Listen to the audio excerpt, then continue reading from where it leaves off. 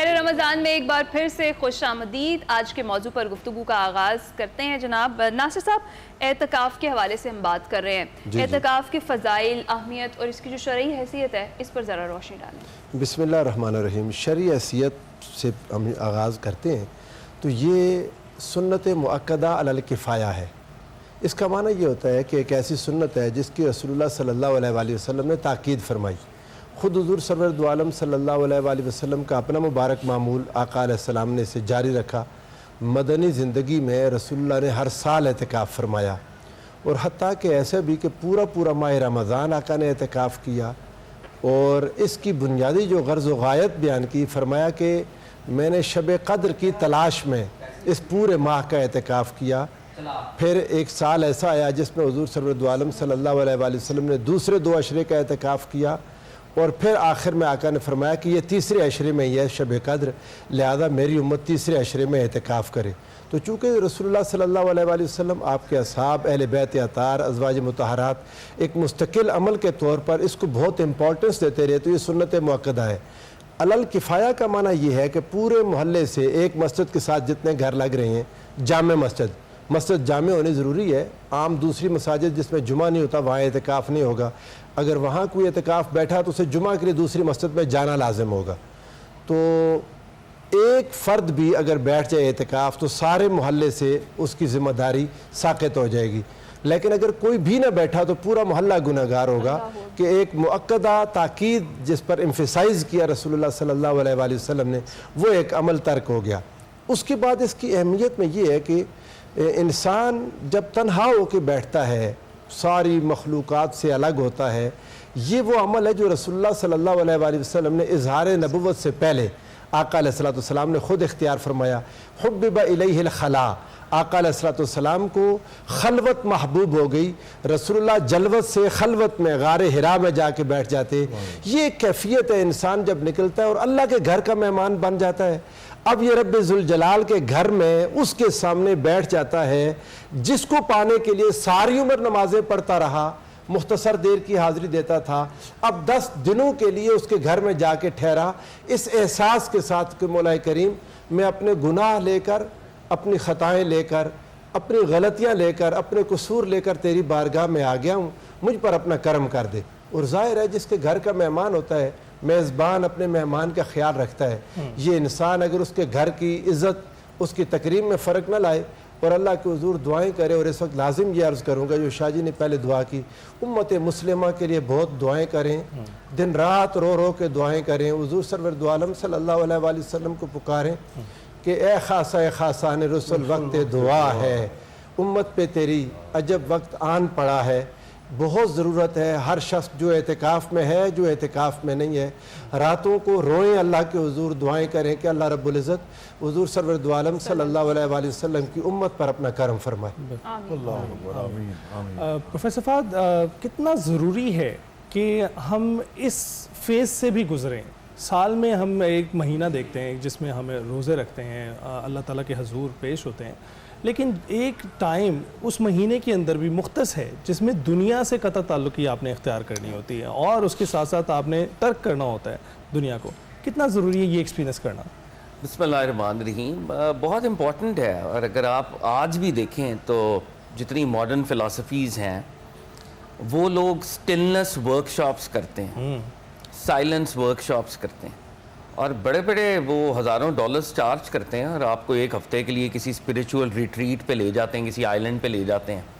اور اس کا ایک میجر کمپوننٹ ہوتا ہے کہ آپ نے بالکل خاموش رہنا ہے, کسی سے کوئی بات نہیں کرنی, آپ نے اپنے اندر کی آواز کو ڈسکور کرنے کی کوشش کرنی ہے. یہ آج کل ہو رہا ہے. یوول ہریری جو ہے, جو اتنا بڑا آتھر ہے, آپ اس کو پڑھیں. وہ کہتا ہے سال میں 2 ماہ کے لیے یا 60 ڈیز کے لیے میں ایک سائلنٹ ریٹریٹ کرتا ہوں, میں اکیلا ہوتا ہوں, میں کسی سے کوئی بات نہیں کرتا.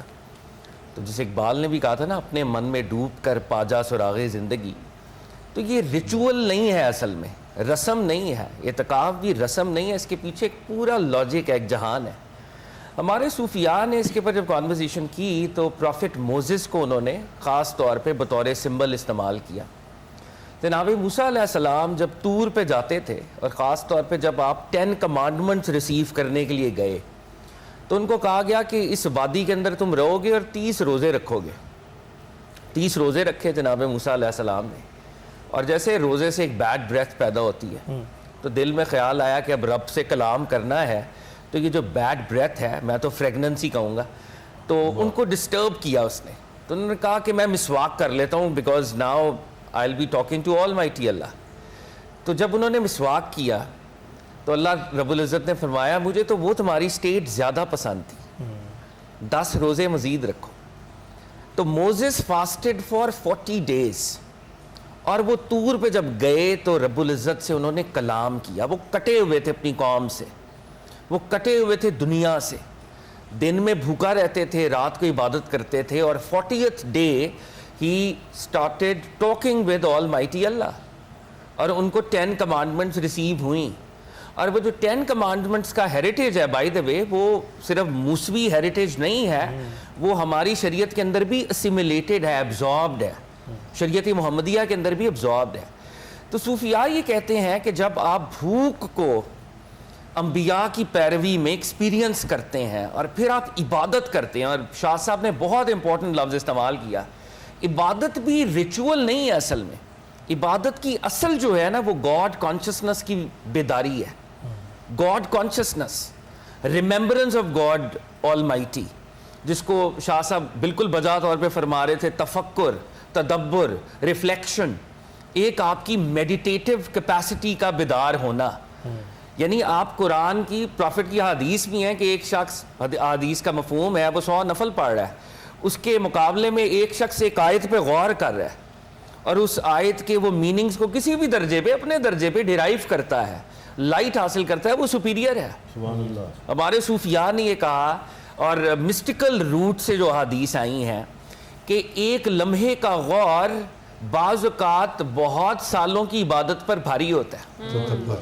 تو اعتکاف کی اپرچونٹی یہ بھی ہے کہ آپ ان 10 days کے اندر اس کلام الہی پر غور کریں اور ذات الہی تک پہنچنے کی کوشش کریں. بالکل, بڑی ضروری بات ہے جناب. گفتگو کا سلسلہ یہیں سے آگے جوڑیں گے. خیر رمضان میں وقت تو ایک چھوٹی سی بریک.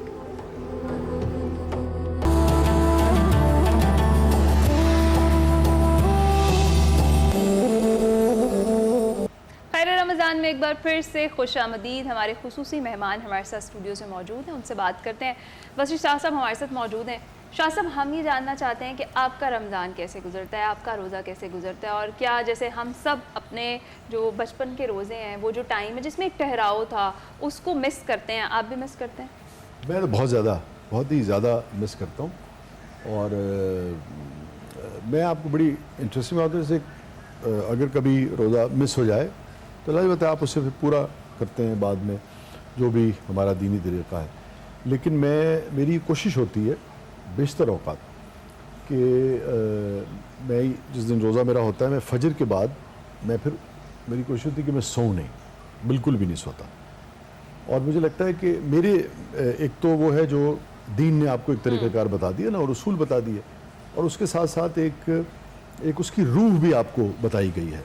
ٹھیک ہے نا, کہ اگر آپ بالکل اس کی روح تک پہنچنا چاہتے ہیں تو اس کے جو قواعد ہیں یا اس کا طریقہ کار جو ہے, اگر وہ آپ اپنے اوپر اس کو لاگو کر سکیں تو مجھے لگتا ہے کہ وہ تھوڑا سا اور ذرا زیادہ ضبط اور زیادہ آپ سے تھوڑا سا حوصلہ جو ہے وہ مانگتا ہے. اب مطلب میرا یہ ہوتا ہے معمول کہ فجر کے بعد اگر آپ نہ سوئیں تو ظہر کے بعد سے آپ کو پتہ لگنا شروع ہو جاتا ہے, عصر تو چھوڑ دیجئے, کہ روزہ کیا چیز ہوتی ہے. اور آپ کو پتہ لگنا شروع ہو جاتا ہے کہ جو شخص بھوکا ہے اور اس بھوک کے باوجود بھی وہ کس طریقے سے, عام آدمی اگر اس کو روزی روٹی میسر نہیں ہے کسی شخص کو, وہ کیسے اپنے معمولات جو ہے وہ سر انجام دے سکتا ہے. جب آپ فجر کے بعد اگر آپ نہ سوئیں, یا ویسے بھی عصر تک آپ کو, عام آدمی کو بھی جو اس پہ عمل نہیں بھی کرتا جس طرح سے, اور بہت سارے لوگ ایسے کرتے ہوں گے, تو آپ کو اندازہ ہوتا ہے کہ آپ ایک ایسے ملک میں رہتے ہیں جس میں 7-8 کروڑ لوگ جو ہیں وہ غربت کی لکیر سے نیچے زندگی گزارتے ہیں. تب جا کے آپ اس سے کنیکٹ ہوتے ہیں, چونکہ آپ تو بعض اوقات بھول چکے ہوتے ہیں بہت سارے لوگوں کو, اس بھٹی سے نہیں گزر رہے ہوتے زندگی کی جس سے وہ 8-9 کروڑ لوگ گزر رہے ہیں. آپ جان ہی نہیں سکتے ہیں کہ جب بھوک اندر سے آپ کے پیٹ میں آگ لگانا شروع کرتی ہے, بھوک جو ہے, تو آپ کے خیالات, آپ کا غصہ, آپ کی اپنی ذات، آپ کے اپنے عمل کے اوپر بھی آپ کا کنٹرول رکھنا جو ہے وہ ایک کام ہوتا ہے، ٹھیک ہے نا.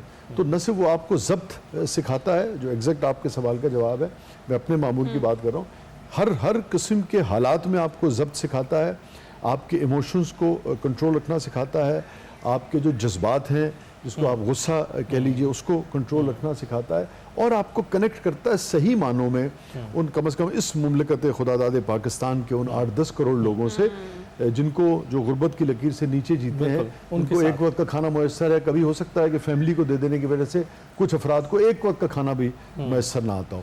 تب آپ کو اندازہ ہوتا ہے کہ عام آدمی کے دکھ جو ہیں وہ کیا ہیں. اس سے آپ کے اندر کہیں تھوڑا سا انسان جو ہے وہ جاگتا ہے، تھوڑی سی انسانیت جو ہے جاگتی ہے، تھوڑی سی سادگی جاگتی ہے، تھوڑی سی عاجزی جاگتی ہے. تو آپ کچھ تھوڑا سا دور ہوتے ہیں اس دکھاوے سے، یہ جو چیزوں کی یہ